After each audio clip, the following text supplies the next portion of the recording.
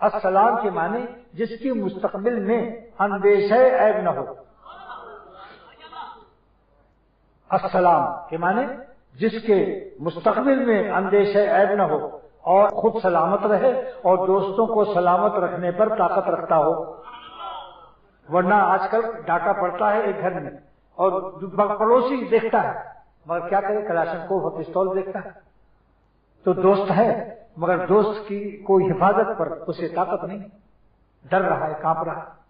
اللہ تعالیٰ کو کسی مخلوق کا ڈر نہیں، وہ جس کی حفاظت فرماتے ہیں خود سلامت ہیں اور اپنے دوستوں کو، اولیاء اللہ کو سلامت رکھنے پر قدرت رکھتے ہیں. میں سلامت رہوں، تم سلامت رہو، میری دنیا الفت سلامت رہو.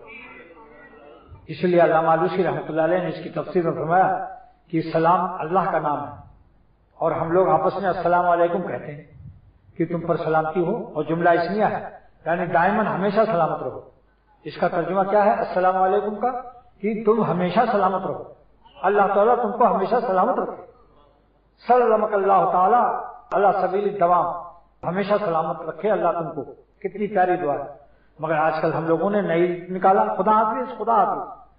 حضور صلی اللہ علیہ وسلم کا عطا فرمایا سلام غائب، سنت نبی غائب، اور ایرانی لغت آ گئی ہمارے اندر.